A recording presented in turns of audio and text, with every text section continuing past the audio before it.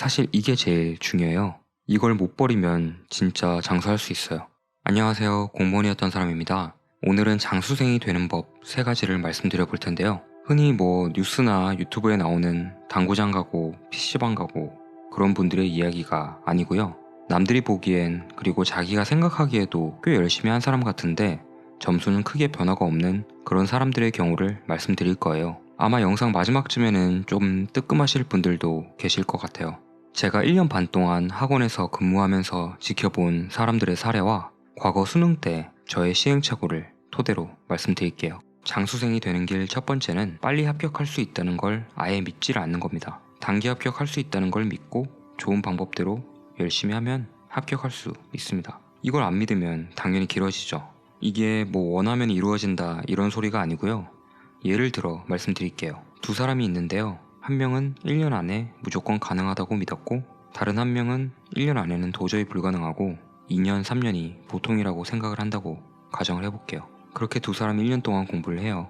어느덧 시험이 일주일쯤 남았네요. 공부는 여전히 부족할 수밖에 없죠. 그때 많은 수험생들이 내려놓기를 하는데요. 1년은 힘들고 2년이 보통이라고 믿었던 사람은 아예 다음 시험을 바라보면서 슬렁슬렁 일주일을 보낼 가능성이 높죠. 그러면 1년 안에 무조건 가능하다고 믿었던 사람은요? 이 사람도 내려놓습니다. 근데 좀 달라요. 그래도 남은 기간 동안 한번 해보자는 식으로 일주일을 보낼 겁니다. 가능하다고 믿었고 단기간에 많은 공부를 좀 처절할 정도로 때려 넣다시피 했기 때문에 더 이상은 이진 못해먹겠다는 생각으로 한 문제라도 더 맞추려고 달려듭니다. 결과는 어떨까요? 같은 조건이라면 그 둘의 성적은 많이 차이가 날 겁니다. 일주일은 많은 일이 일어날 수 있는 시간인데요. 운이 따른다면 정말 시험에 나오는 문제 5문제에서 10문제까지도 건질 수 있는 시간이에요. 저는 마지막 시험에서 회계학을 쳤는데 회계학에는 재무회계, 원가회계, 그리고 정보회계가 있는데요. 원가회계가 되게 쉽거든요. 근데 7급 회계학에는 원가회계가 잘 안 나왔었어요. 가장 많이 나오면 2문제인데 안 나올 때도 있고 그래서 저도 원가회계 공부를 아예 안 하다가 그래도 엄청 쉽다니까 한번 해보자 하고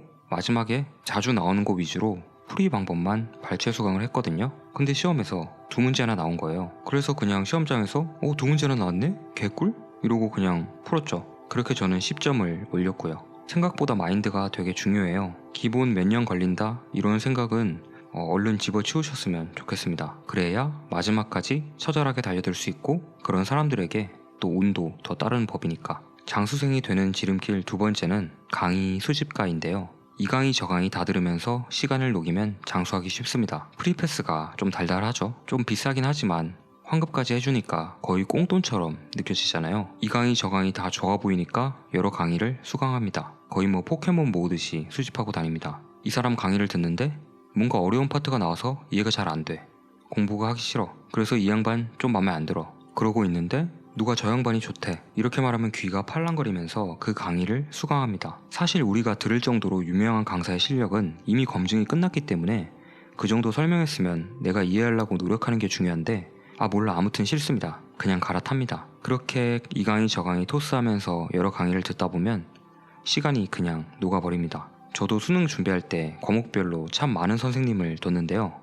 그러다 재수했고 재수 때도 또 그래서 삼수했습니다. 사실 저는 그래도 공무원 시험은 수능보다는 강의 효과가 좀 좋다고 생각을 하거든요. 수능은 문제 자체가 응용력을 테스트하는 건데 공시는 그냥 이걸 봤냐 안 봤냐 확인하는 문제가 대부분이니까요. 근데 그래도 꼭 필요한 것만 들으셔야 돼요. 왜냐면 처음 배울 때 빼고는 아무래도 혼자 하는 것보다 시간이 많이 들어가기 때문입니다. 강사들이 워낙 말솜씨가 좋아서 듣는 것도 재밌고 왠지 다음 강의도 꼭 들어야 될 것 같고 강의 들으면서 내가 잘 아는 부분을 다루고 있으면 긴장감도 없이 졸라게 헐렁하게 듣죠. 그리고 잘 모르면 그냥 적당히 흘려듣고 다음에 복습하자 이런 마인드도 알게 모르게 생깁니다. 내가 혼자 복습하면 10분이면 다 할 거를 80분짜리 강의로 시간을 보내는 일이 부지기수죠. 그러니까 강의는 제발 최소화하시고 강사도 가급적이면 갈아타시지 마시고 한 명만 쭉 들으세요. 장수생이 되는 길 세 번째는 편하게 공부하려는 습관인데요. 사실 이게 제일 중요해요. 이걸 못 버리면 진짜 장수할 수 있어요. 이건 내가 공부를 잘 하고 있다고 착각할 수도 있어서 더 위험해요. 편하게 공부하려는 습관. 여러분은 공부가 뭐라고 생각을 하세요? 제가 대단한 사람은 아니지만 일단 제가 알기로는 내가 하기 싫고 모르는 걸 알아가는 게 공부라고 생각을 하거든요. 제가 권위가 없으니까 권위를 빌려올게요. 수능 시장에서 압도적으로 일탈을 하고 있는 현우진 강사도 그렇게 말하더라고요. 난 한 번도 상위권이었던 적이 없고 최상위권인 적도 없었어. 극상위권이었었어. 이러려면 뭐 해야 되는지 알아? 모르는 걸 공부하셔야 돼. 네가 아는 거 공부하는 게 공부가 아니야 새끼들아, 뭐 이렇게 말하더라고요. 인간은 본능적으로 새로운 시도에 대한 두려움이 있고 상처받는 걸 싫어합니다. 안전한 곳에서 머무르려고 하죠. 이걸 공부에 적용을 한다면 힘들고 어려운 건 하기 싫고 쉽고 내가 잘 아는 것만 공부하게 되는 거겠죠. 지금은 아니지만 9급 시험에는 국어, 영어, 한국사 점수에 가중치가 있었는데요. 쉽게 말해서 행정법에서 100점을 해도 국어 80점보다 못하던 시절이었죠. 근데 제가 학원에서 일할 때 어떤 분은 9급만 치시는데 행정법을 제일 열심히 하시는 거예요. 그래서 저는 구경하는 좀 자리를 잡으셨나? 했는데 알고 보니 이분이 한국사가 완전히 개헬이었던 거예요. 그래서 제가 훈수를 좀 뒀죠. 아니 님 한국사 해야 되는 거 아님? 이렇게 하니까 뭐 외울 게 너무 많고 그래서 일단 뭐 행정법 확실히 해두고 뭐 블라블라 뭐 대충 이런 식으로 말씀을 하셨어요. 근데 그분은 맨날 행정법만 하셨고 점수도 80점 정도로 나온다고 하셨는데 사실 그 정도면 그 당시 가중 점수를 생각하면 그러시면 사실 안 됐거든요. 왜냐면 행정법에서 100점을 한다고 해도 결국 국어, 영어, 한국사가 점수가 안 좋으면 무조건 떨어지던 시절이었으니까요. 정말 이성적으로는 이해가 안 되는 이런 식의 행동을 하는 경우가 정말 많이 있습니다. 이거 정말 곤란해요. 저도 예전엔 그랬어요. 저 고3 수능 공부할 때 수학이 3등급으로 진짜 약했는데 영어 같은 경우는 거의 고등학교 때 모의고사를 보면서 틀린 적이 없던 수준이었거든요. 근데 뭐 영어 잘한다고 가중치 주는 것도 아니면 당연히 수학을 어떻게든 끌어올려야 되잖아요. 근데 영어를 더 열심히 했습니다. 결과는 수능 때도 수학 3등급 재수 때는요 그 버릇 남 못 주고 시간 많아서 놀면서 강의 수집 삼수 그 정도 박살이 나니까 깨달음이 오더라고요. 내가 어차피 해야 되는 거면 싫은 거라도 해야 내가 성장하는 게 있구나. 그래서 삼수 때는 전체 과목 공부 시간의 거의 50% 이상을 수학에 쏟았는데요. 제가 이과머리가 좀 돌이라서 이해가 너무 안 되는 거예요. 그래가지고 책상 막 샷건 치고 종이 찍고 막 구기고 책상 앞에 던지고 별 지랄을 다 했죠. 근데 결국 그렇게 하니까 수능에서 내 머리로는 도저히 풀 수 없었던 한 문제 빼고는 다 맞아서 1등급을 맞았습니다. 시험에 나오는 내용인데 내가 잘 모르고 약한 파트가 있다면 그걸 어떻게든 보완하는 방향으로 공부 시간을 써야 합니다.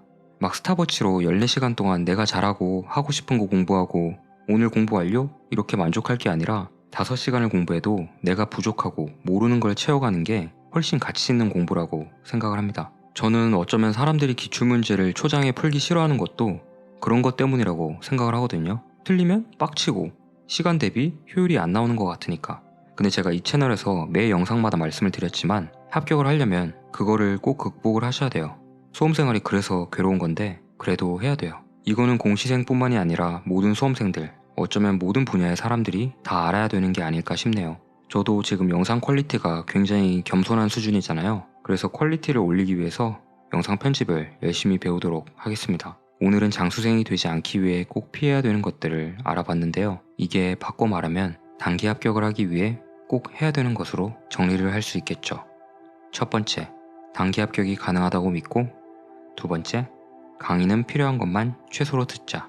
세 번째, 내가 하기 싫지만 해야 되는 걸 공부하자. 네, 오늘 영상은 여기까지고요. 다음번엔 조금 더 유익해질 수 있도록 노력해 볼게요. 감사합니다.